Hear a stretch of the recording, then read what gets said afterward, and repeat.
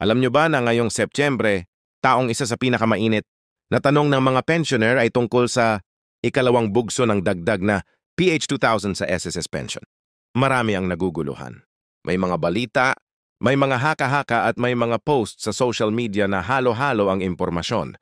Kaya ngayong araw ay lalatag natin ng malinaw at detalyado ang tunay na kalagayan. Kailan ba talaga maibibigay ang second tranche ng increase?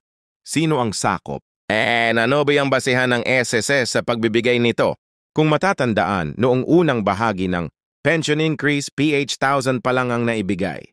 Ito ay bahagi ng phased implementation na ipinangako noon pa man para maibsan ang epekto ng tumataas na presyo ng bilihin at gamot na pangunahing pasanin ng mga nakatatanda. Ang ikalawang tranche na 2,000 ay matagal nang hinihintay, lalo na't malaking tulong. Para sa araw-araw na panggastos. Mula kuryente, tubig, pagkain hanggang sa maintenance na gamot. Ngayon, ano ang realidad? Ayon sa mga opisyal ng SSS at mga dokumentong inilabas, ang ikalawang tranche ay nakapaloob sa plano ngunit nakatali pa rin sa pondo at kita ng SSS. Ibig sabihin hindi ito basta-basta maibibigay nang walang malinaw na pondo na susuporta rito. Kaya mahalaga para sa bawat pensioner na malaman ang latest updates at hindi lang umasa sa chismis o viral posts na walang basihan. Sa video na ito, pag-uusapan natin ang step-by-step na paliwanag kung nasaan na ang proseso, ano ang eksaktong timeline na inilatag ng SSS at kung ano ang dapat ninyong bantayan ngayong Setyembre taong 2035. Dahil ang layunin natin dito ay hindi lang magbigay ng balita kundi magbigay ng kaalaman na makatutulong sa inyo para makapagplano ng maayos, lalo na sa panahong mahalaga ang bawat sentimo ng inyong pensyon.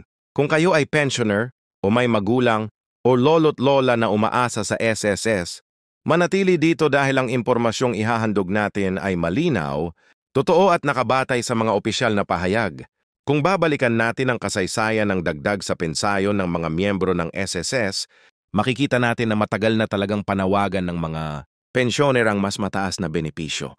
Noong una, ang PH increase ay malaking ginhawa, pero dahil sa patuloy na pagtaas ng presyo ng bilihin, halos hindi na rin ito nararamdaman.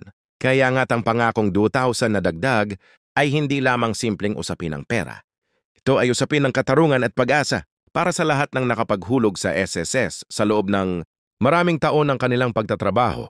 Ang tanong ngayon, ngayong Setyembre taong 2025, ano na nga ba ang lagay ng pangakong ito? Sa mga pahayag ng SSS, malinong na nakasaad na ang pagbibigay ng dagdag sa pension ay nakadepende sa financial health ng institusyon. Para kasing negosyo rin ito na kailangang siguraduhin na may sapat na pondo para sa lahat ng kasalukuyan at darating pang pensioners. Hindi maaaring basta na lang ibigay ang dagdag kung ito'y magdudulot ng panganib sa kabuang pondo ng SSS. Kaya sa madaling salita, may proseso at may pagsusuri na kailangang pagdaanan bago maipatupad ang second tranche ng 2,000 increase. Ngunit para sa maraming pensioner, mahirap tanggapin ang ganitong klase ng paliwanag. Bakit? Dahil ang mga senior citizens ngayon ay nakakaranas ng napakaraming gastusin na hindi naman nila kontrolado. Isipin mo halos taon-taon ay tumataas ang presyo ng bigas, kuryente, tubig at lalo na ang gamot na pang-maintenance. Ang PH na dagdag noong unang tranche na tila malaking bagay, noong una ay halos natutunaw lang sa loob ng 1 linggo o 2 linggo. Kaya't ang ikalawang tranche na 2,000 ay nakikita nila bilang napakahalagang tulong para maibsan kahit kaunti ang bigat ng buhay. Ngayong Setyembre taong 2025, maraming kumakalat na balita online na kesyo ibibigay na raw agad ang dagdag. May nagsasabing delayed na naman at mayroon ding mga nagsasabing baka hindi na tuluyang maibigay. Kaya ang pinakamahalagang gawin ay alamin ang malinaw na pahayag ng mismong SSS at ng pamahalaan. Ayon sa huling patuloy pa rin ang pag-aaral ng actuaries ng SSS. Sila ang mga eksperto na nagkukwenta kung sapat ang pondo at kung hanggang saan ito tatagal. Ang resulta ng kanilang pagsusuri ang magsisilbing basehan kung kailan at paano ibibigay ang second tranche, NGO and phase. Ngunit hindi lang ito basta technical na usapin. Kung titignan natin, ang mga pensioner ay hindi naman humihingi ng sobra. Ang 2,000 na dagdag ay hindi luho kundi karapatan.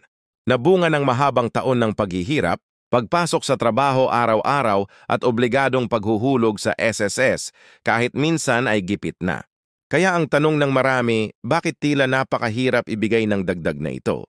Gayong sa totoo lang, mas malaki ang nagiging kita ng SSS taon-taon.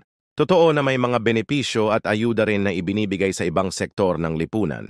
Ngunit para sa mga nakatatanda, ito ang pinaka-pinapangako at pinaka-inaasahan nila. Kapag kinakausap natin ang ilang pensioner, maririnig natin ang mga kwento ng sakripisyo.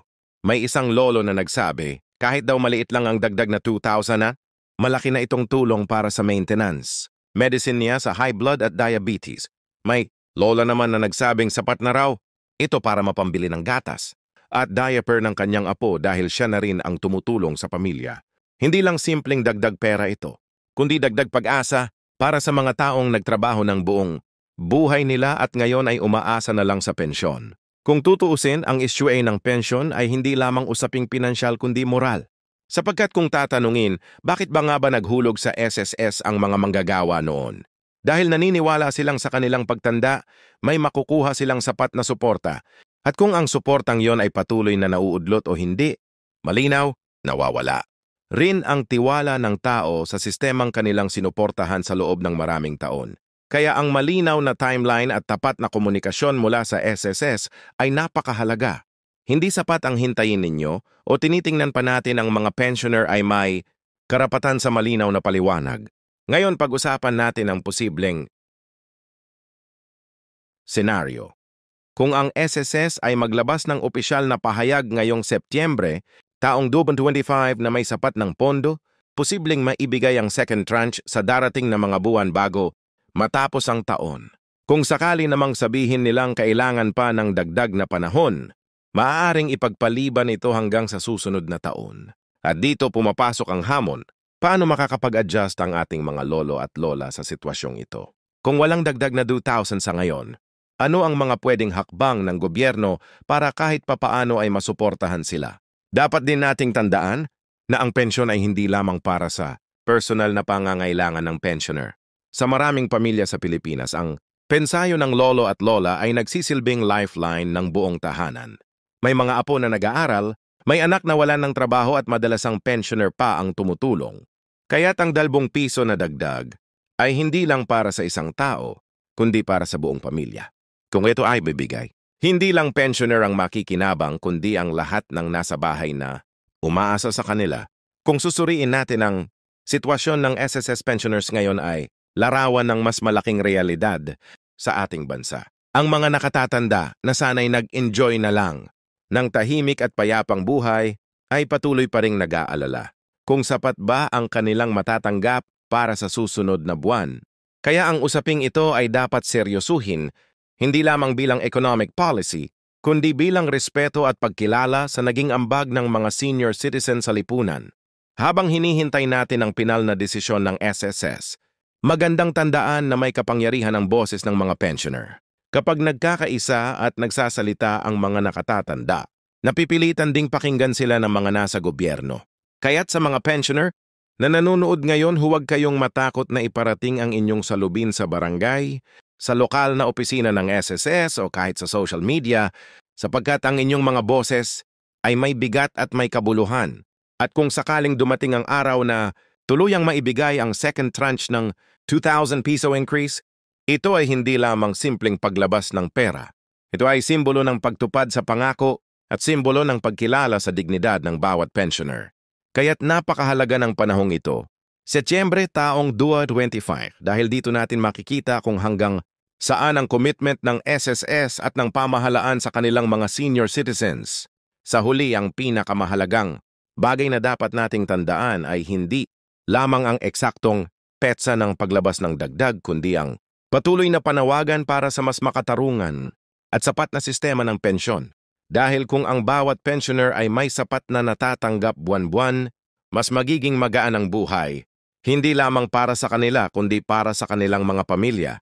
Anayon naman talaga ang layunin ng SSS ang magbigay ng seguridad sa panahon ng pagtanda. Ang tanong na lang, gaano kabil nilang kayang tuparin ito?